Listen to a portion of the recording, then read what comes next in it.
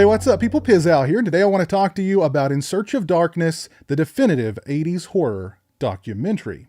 Now, I'm sure most of you out there are aware of the In Search of Darkness documentary. Many of you likely backed the film on Kickstarter. If not, In Search of Darkness is a nearly 4.5-hour documentary chronicling the best horror movies the 1980s had to offer, including interviews with the filmmakers and cast members who made those films, as well as horror journalists, critics, and a lot more.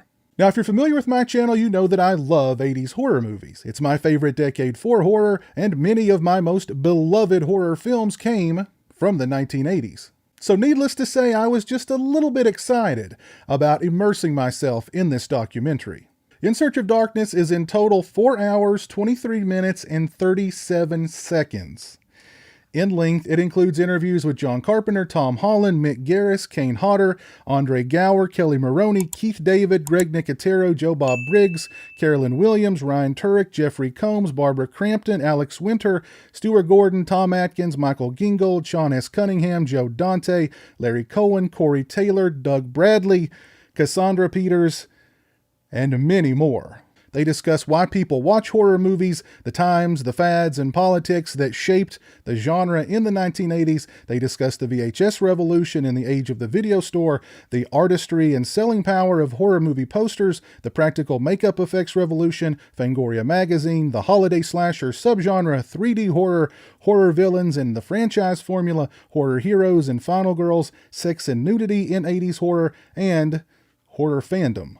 And in the documentary, they go through the entire decade of the 80s year by year, highlighting some of the standout entries in the genre from each year, including movies like Friday the 13th, The Shining, Maniac, My Bloody Valentine, The Howling, The Burning, Evil Dead, Halloween 2, The Thing, Halloween 3, Creepshow, Psycho 2, Sleepaway Camp, Gremlins, A Nightmare on Elm Street, Day of the Dead, Fright Night, Return of the Living Dead, Reanimator, Texas Chainsaw Massacre Part 2, Evil Dead 2, The Lost Boys, Hellraiser, Near Dark, Phantasm 2, They Live, Child's Play, Society, and many more.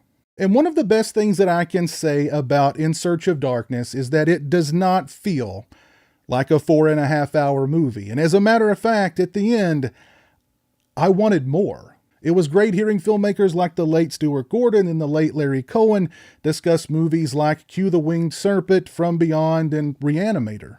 Joe Bob Briggs' insight into really any horror film is never unwelcome. Greg Nicotero discussing the splatter effects that greats like Tom Savini, Steve Johnson, and Rob Bottin created during the 1980s was awesome. And it was great hearing Barbara Crampton discuss the use of sex and nudity and when filmmakers sometimes crossed the line when it came to the sex and nudity in 80s horror films. In Search of Darkness does get a bit tiresome toward the end. As the documentary progresses and we get to the latter years of the 1980s, the interviewees have less and less to discuss about each film. Halloween 4, The Blob, and Pumpkinhead in particular are only discussed for a few short minutes. The Blob, in fact, is only discussed for maybe a minute at most. Yes, it's great that the movie got the recognition that it deserves, but it almost felt like an afterthought. Kind of like, yeah, let's throw that one in there and we'll talk about it for a couple of minutes and it'll add a couple of minutes more to the runtime.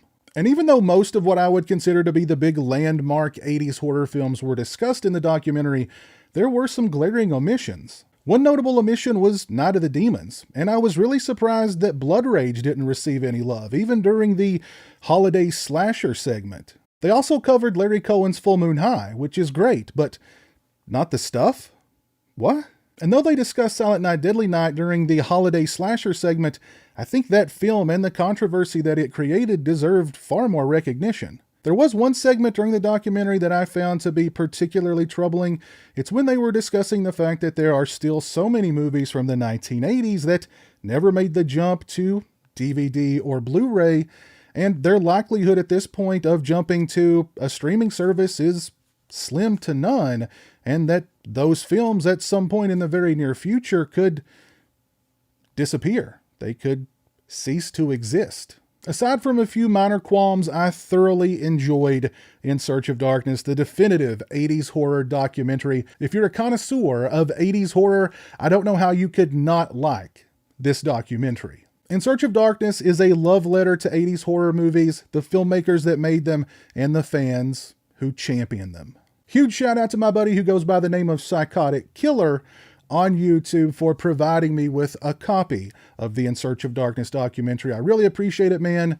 Thank you very, very much. If you've seen In Search of Darkness, please let me know your thoughts on the film down in the comments section below. If you like this video, please leave it a thumbs up and share it on social media. If you're not following me on social media, those links are in the description. As always, thanks so much for watching. I really appreciate it. Take care, and until next time, peace. A big thank you to all my awesome Patreon supporters. I appreciate your generosity and support of my channel. Become a patron today and join me for monthly live streams and have a say in what movies I review on my channel. Patreon.com/pizowell or follow the link in the description.